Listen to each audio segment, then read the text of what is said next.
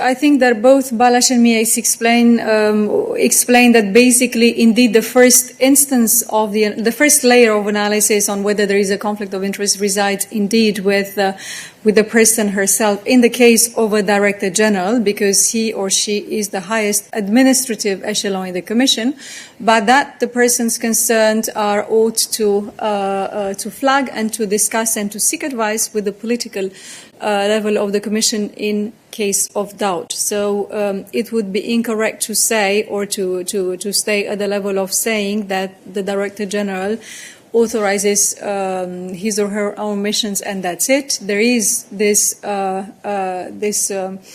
let's say requirement to flag or to discuss or to seek advice in case of doubt regarding potential conflict of interest.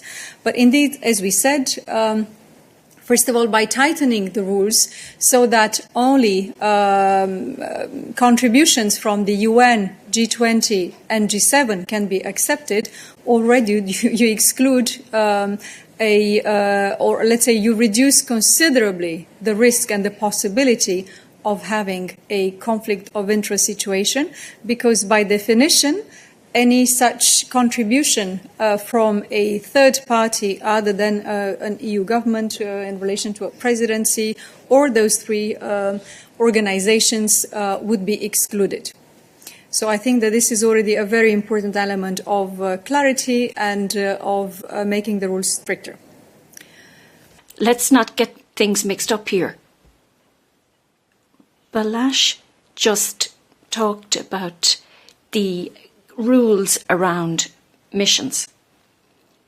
Those rules apply for clarifying what's necessary, who can offer trips or other types of contributions.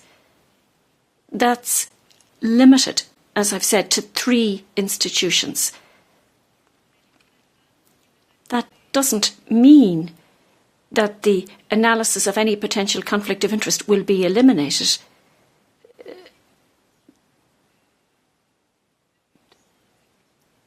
Any aspect of the mission will have to be submitted to an assessment of a conflict of interest. It's not just about ticking a box on this analysis of conflict of interest. I thought what Balázs tried to say was that not that there are no criteria, but however, in the specific case of ticking a box for a mission, there weren't any specific criteria in place for the mission in question.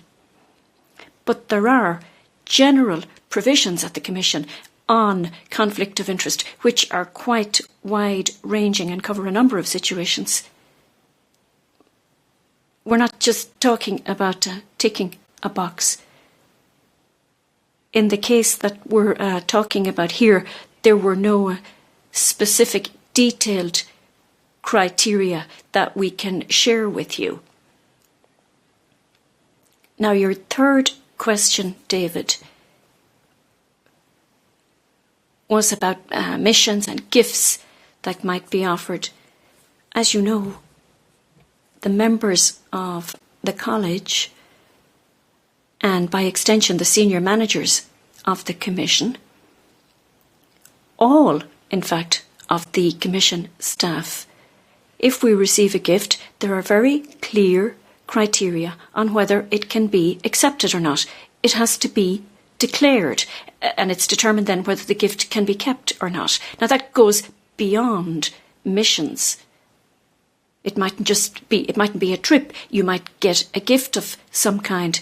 There are very clear rules as to whether you can accept that gift or not. There is a register, a gift register.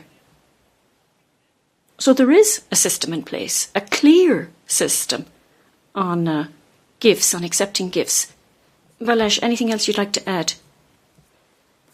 Article 11 of the statute deals with the conflicts of interest. That's the provision that we would be looking at.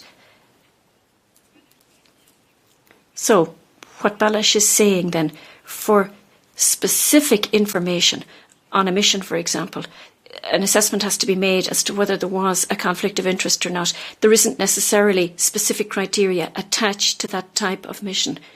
But overall, at the Commission, there are provisions on what constitutes a conflict of interest. So it's not a legal requirement, it's a guideline.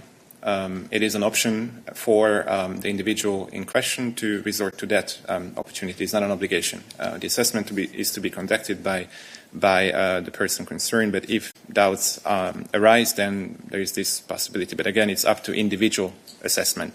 And the guidelines are not more specific than that. They mention political authorities, so they don't go further.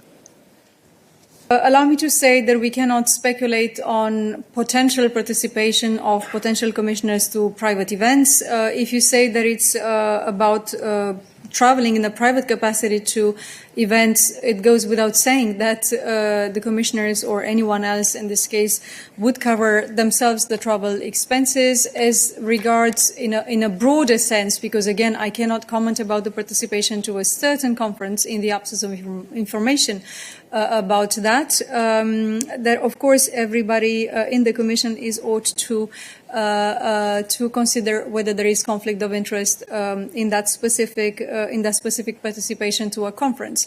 But it would be impossible for Balázs and me to comment on specific events that you seem to refer to. Anything else, Balázs, on more horizontal?